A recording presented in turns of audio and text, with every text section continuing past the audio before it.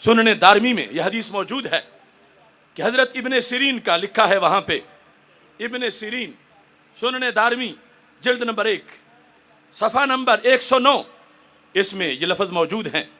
اسماء بن عبید کہتے ہیں داخل رجلان من اصحاب الاہواء علی ابن سیرین، دو تبلیغی آ گئے، دو تبلیغیے آ گئے امام ابن سیرین کے پاس، اور آ کے کہتے ہیں یا ابا بکر، یا ابا بکر نحدثک بحدیث، ہم ذرا درس حدیث دینا چاہتے ہیں۔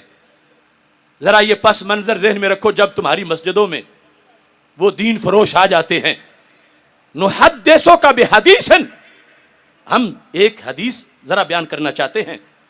تو امام ابن سیرین نے کہا لا، میں نہیں سنوں گا، حالانکہ حدیث ہے۔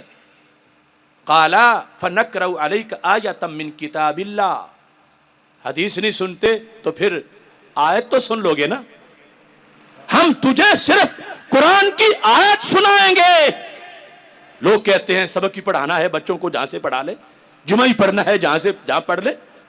سنن دارمی سے پڑھ کے تمہیں بتا رہا ہوں، جب انہوں نے کہا، آگے تشریح کی کوئی بات کی نہیں، بات صرف یہ کی ہے کہ نقرأ علیک آیۃ من کتاب اللہ، ہم کتاب مبارک قرآن سے ایک آیت تمہیں سنانا چاہتے ہیں۔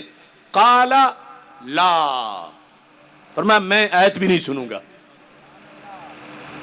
اگر اس کو بریلویت کہتے ہیں تو پھر صحابی بھی بریلوی تھے، تابعی بھی بریلوی تھے۔ آپ نے کہا لا، میں نے تیری زبان سے آیت بھی نہیں سننی۔ اور اس کے بعد آپ نے فرمایا لَتَقُومَانِ أَنِّي اور لَأَقُومَنَّ، پنجابی میں یہ ہے تسا اٹھنا ہے یا میں اٹھ جاواں،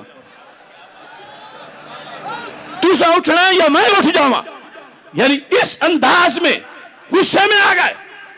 فرمایا تم جاؤ گے یا میں اٹھ کے چلا جاؤں یہاں سے۔ جب آپ کا آستانہ تھا، آپ کا دارالعلوم تھا، آپ کا گھر تھا، تو اب ان کی کیا مجال تھی کہ بیٹھے رہتے۔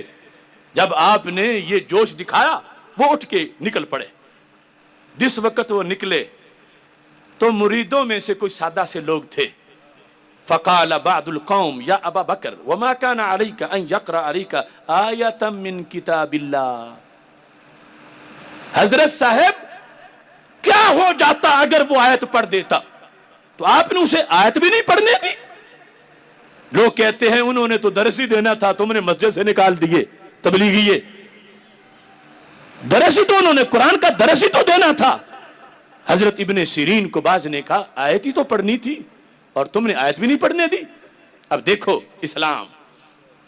اسلام کا معنی اہل سنت، اندرونی محاذ پر حضرت ابن سیرین کہنے لگے انی خشیت ان یقرأ علی آیۃ فیحرفانہا، میں نے خطرہ محسوس کیا کہ یہ آیت پڑھیں گے تو اس کی کوئی غلط تشریح کریں گے، مجھے ڈر ہے کہیں میرے دل میں اس کی بے برکتی نہ آ جائے۔ لوگ کہتے ہیں میں تو عالم ہوں، مجھے کیا اثر ہوگا؟ تو میں کہتا ہوں ابن سیرین سے بڑے عالم ہوں۔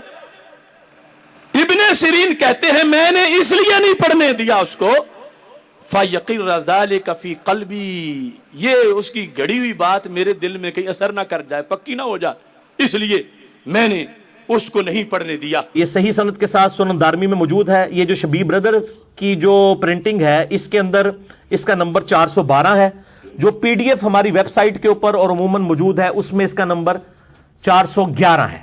اس میں 412 ہے، اس میں 411 ہے، اور مکتبۃ شاملہ میں جو سلیم حسین اسد صاحب کی تحکیم کے ساتھ ہے وہ 397 نمبر ہے سنن دارمی کا نمبر۔ میں یہ سارے نمبر اس لیے بتا رہا ہوں، بعد میں پھر کہتے ہیں لبے ہی نہیں۔ بہرحال یہ دارمی کے مقدمے میں یہ روایت موجود ہے۔ دو بد مذہب شخص ابن سیرین کی خدمت میں حاضر ہوئے اور بولے اے ابو بکر، ان کی کنیت تھی، ہم آپ کو ایک حدیث سناتے ہیں۔ ابن سیرین نے جواب دیا نہیں۔ وہ دونوں بولے پھر ہم آپ کے سامنے اللہ کی کتاب کی کوئی آیت ہی پڑھ دیتے ہیں۔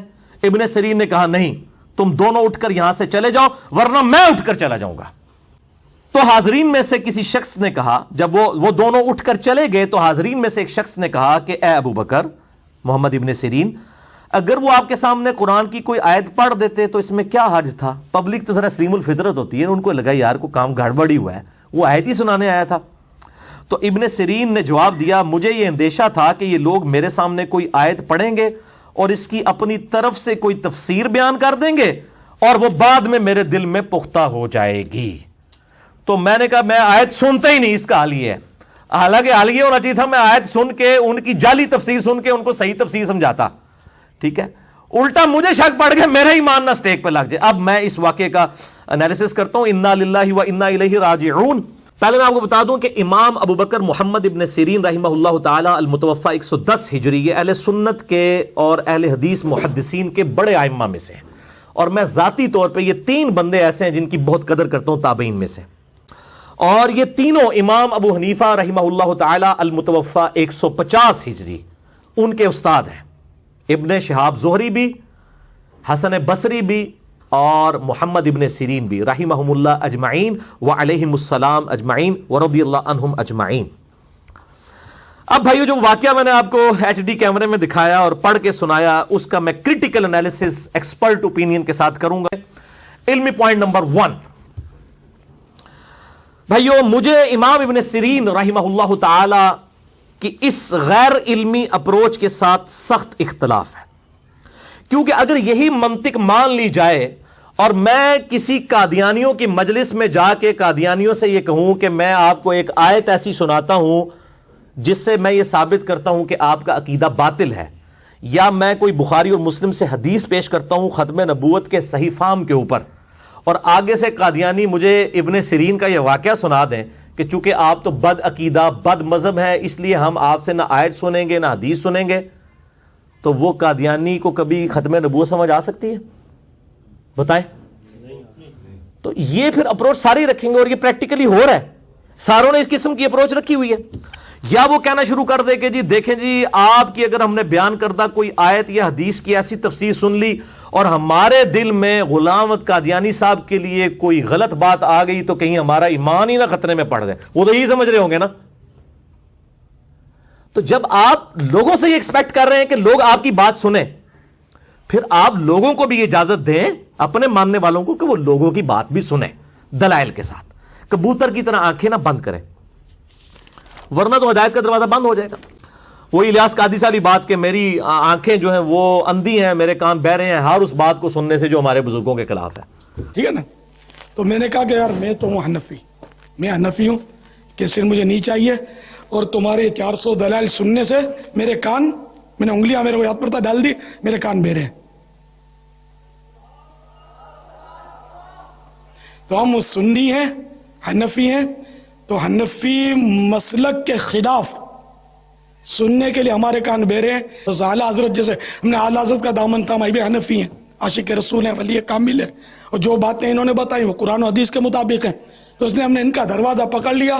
اب یہ کہ مرتے دم تک انشاءاللہ ہم اعلیٰ حضرت کو نہیں چھوڑیں گے, اور اعلیٰ حضرت کے موقف کے خلاف ہم سننے کے لیے ہمارے کان بہرے ہیں. صم بکم عمی فہم لا یرجعون انا للہ و انا الیہ راجعون.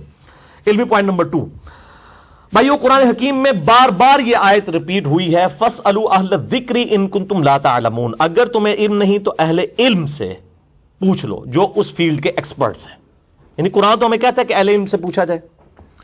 اب اگر کوئی شخص علم دین کے اعتبار سے کسی بہت بڑے عالم دین کے پاس آیت اور حدیث کی تفسیر سنانے یا سمجھنے کے لیے جاتا ہے, اور آگے سے وہ عالم دین یہ کہے کہ میں نے آیت اور حدیث نہیں سننی, کدھر میرا ہی نہ عقیدہ خراب ہو جائے, تے اللہ دے بندے پھر کدے کو مسئلہ پوچھئے جا کے, تسی دس دیو. محمد ابن سیرین رحمہ اللہ تعالیٰ سے تو بڑا کوئی عالم دین نہیں تھا اس زمانے میں, وہ بھی اگر یہ کہیں کہ اگر میں نے تیری تفسیر سن لی کدھر میرا ہی نہ عقیدہ خراب ہو جائے تو پھر وہ کدے کو جائے گا. کسی صحابی کو تو قبر سے نکال کے اسے مسئلہ نہیں پوچھ سکتا. تو یہ علماء کا ایٹیچیوڈ نہیں ہونا چاہیے. علماء کا کام ہے کہ بات سنیں, اس کے بعد اس کا مطلب ان کو سمجھائیں کہ یہ تم نے غلط تفسیر کی, یہ بات صحیح ہے, اور اس حوالے سے بڑی احتیاط کرنی چاہیے.